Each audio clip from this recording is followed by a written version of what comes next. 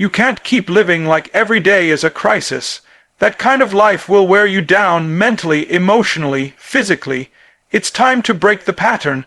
See, what most people don't realize is that crisis mode isn't just about what's happening around you. It's about what's happening inside you. When you keep reacting instead of preparing, when you keep waiting for things to go wrong before you act, you're programming yourself to survive instead of thrive. And you weren't created to live on defense. You were built to lead, to rise, to take control of your life with boldness and strategy. But here's the catch. You can't keep waiting for the alarm bells to wake you up. You've got to decide to move before the fire starts. You've got to be proactive, not reactive. Living in emergency mode is like driving your car with the gas light on all the time.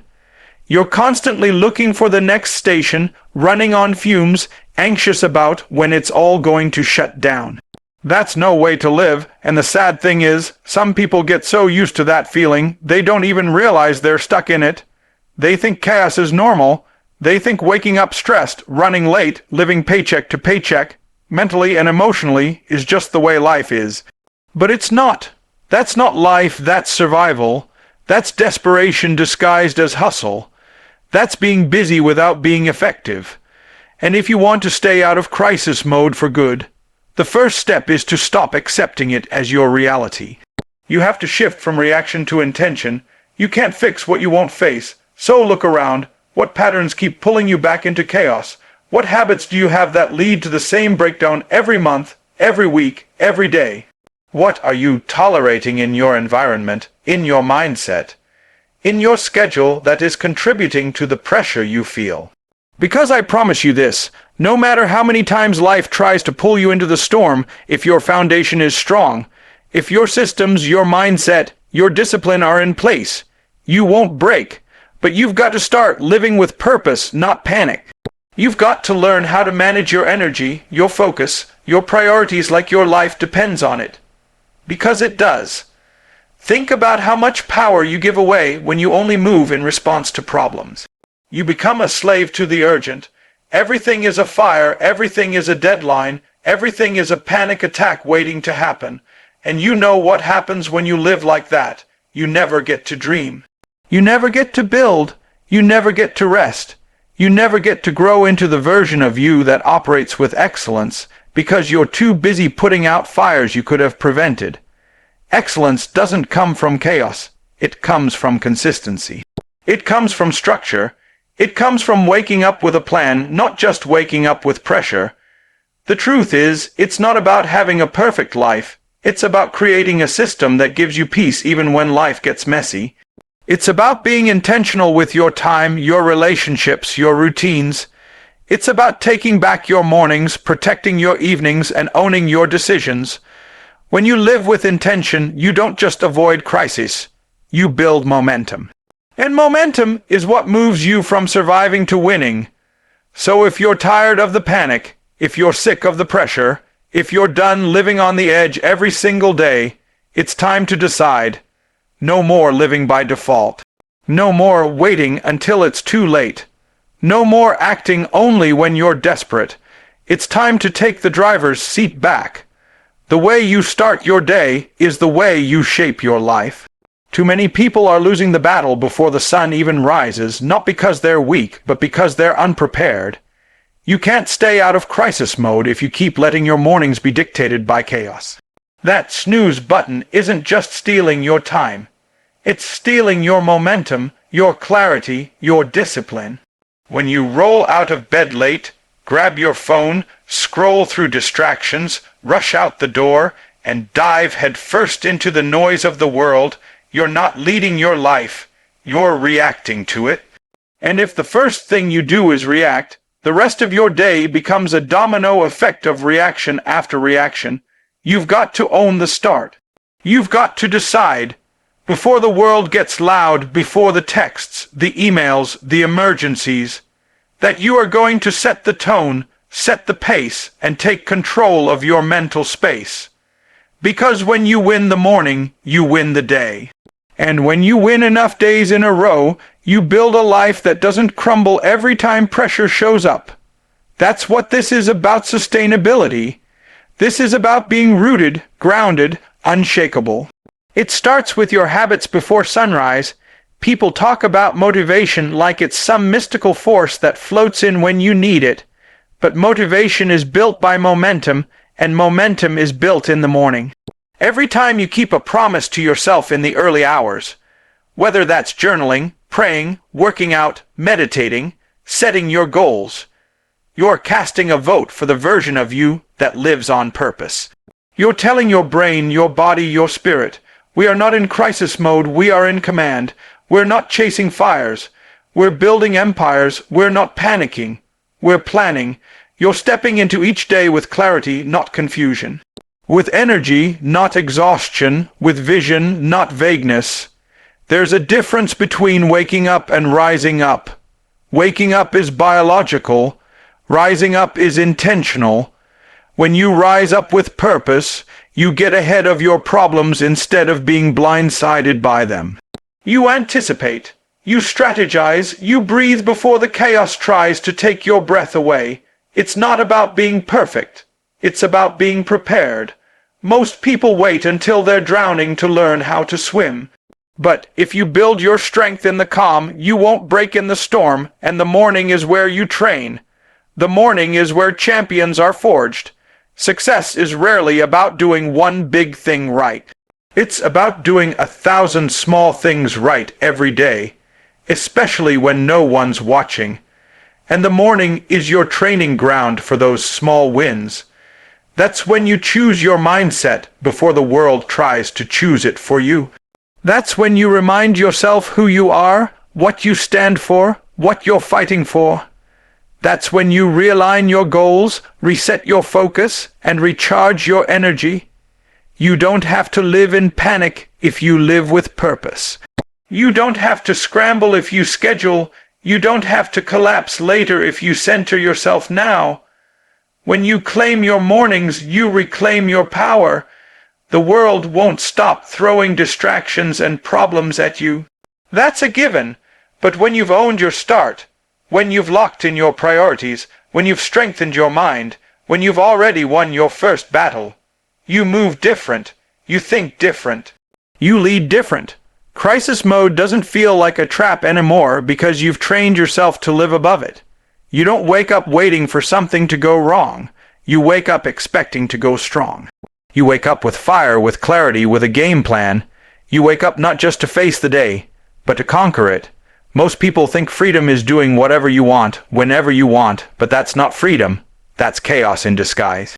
Real freedom, the kind that gives you peace, power, and purpose, comes from discipline. It comes from structure. It comes from choosing what matters most over what feels good in the moment. If you want to stay out of crisis mode for good, you've got to understand that discipline isn't a punishment. It's a pathway. It's the bridge between your current situation and the life you're capable of living. You don't rise in life because of motivation alone. You rise because of habits, systems, and consistency that don't fold when pressure comes. Crisis mode is often the byproduct of poor planning and emotional decision-making. It's what happens when you wing it, when you hope things go right instead of making sure they do. You can't just keep reacting to life and expect peace to find you. You have to create the structure that supports the vision. It doesn't matter how big your dreams are if your lifestyle is unstable. It doesn't matter how much potential you have if your habits are out of control. Discipline is what keeps you aligned when distractions try to pull you off track. It's what keeps you grounded when your emotions want to spiral. And most importantly, it's what keeps you moving forward when life tries to knock you backwards. Building systems is about preparing for your future self. It's about creating routines that support your values, not just your schedule.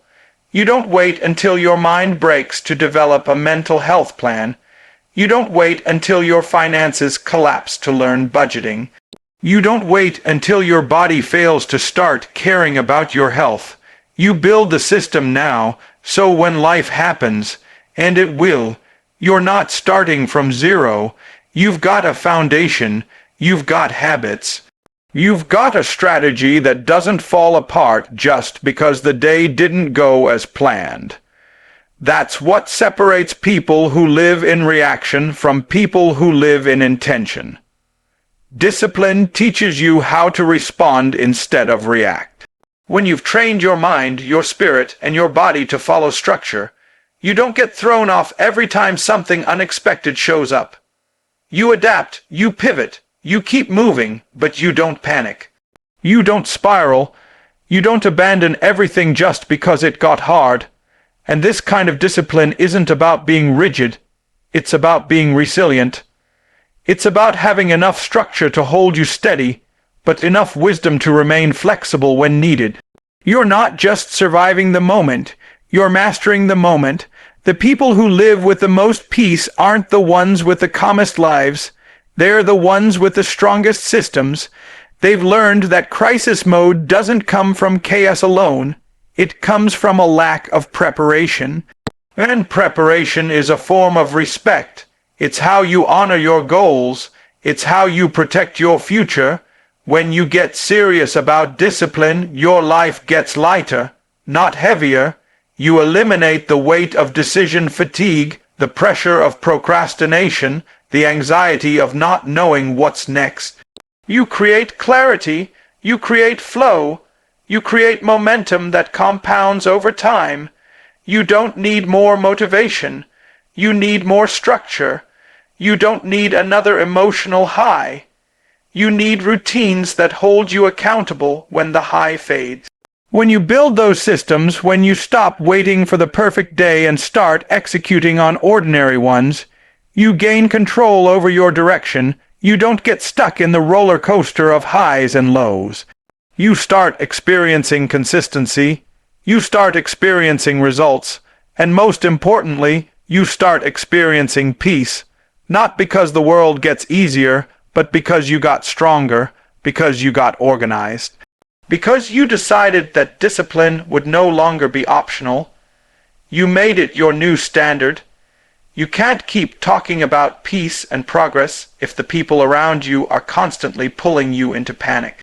Your environment is either empowering your growth or enabling your dysfunction, and too many of us are surrounded by people who normalize the chaos we're trying to escape. You've got to get serious about auditing your circle, because not everyone deserves a front row seat in your life.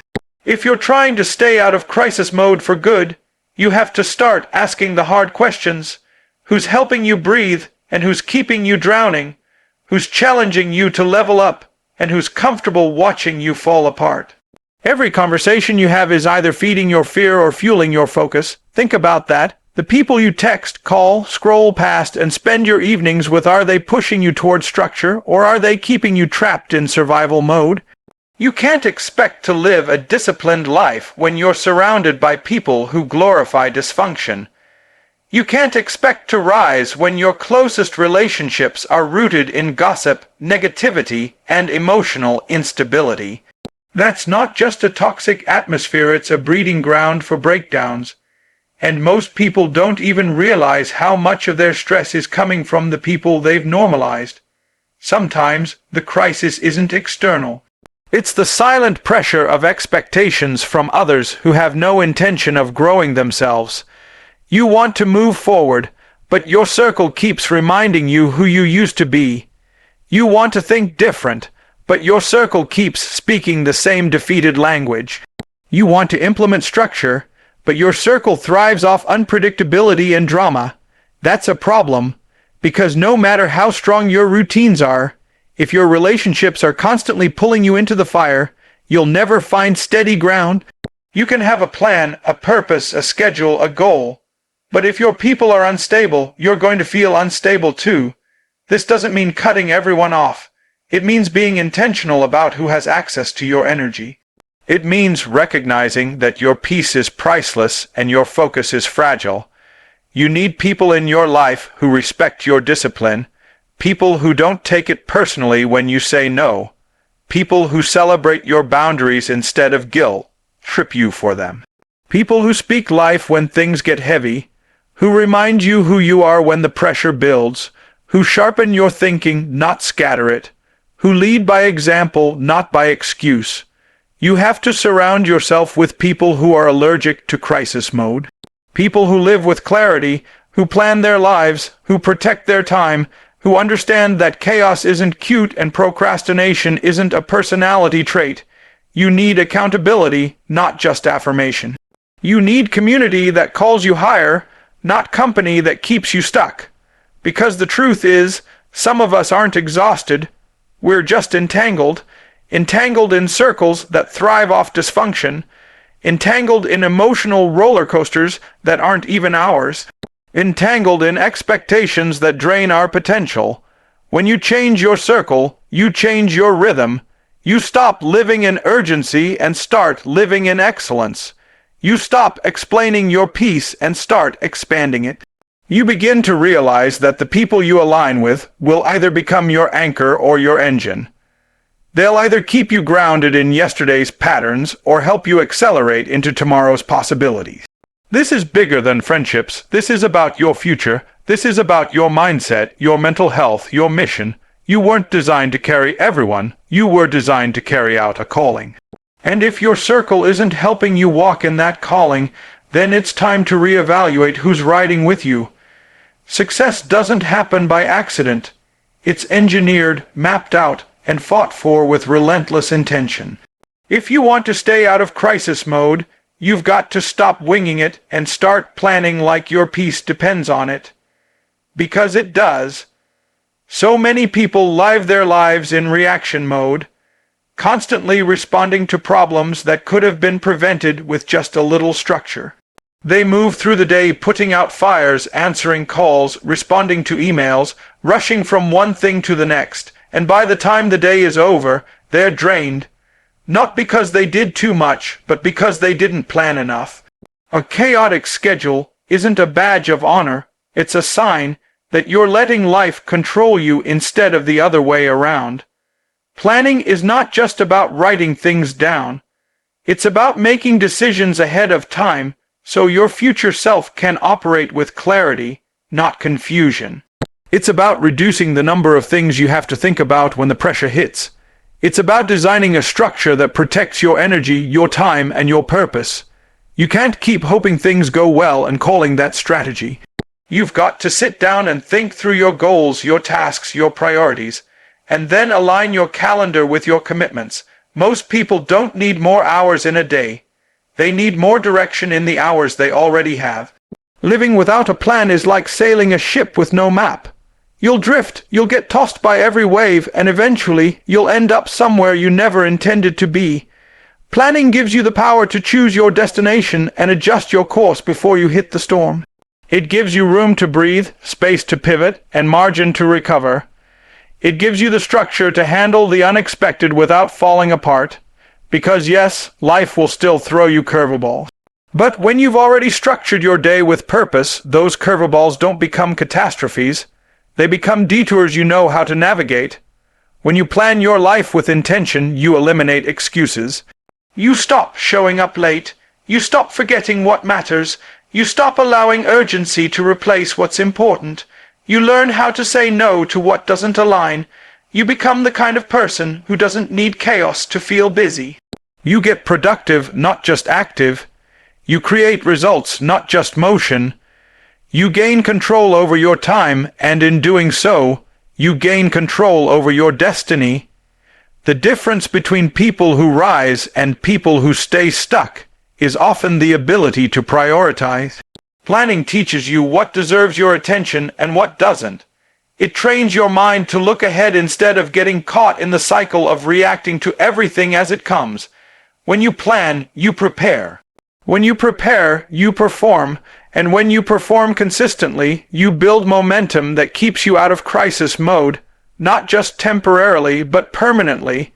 You don't need a complicated system or fancy tools. You just need clarity and commitment.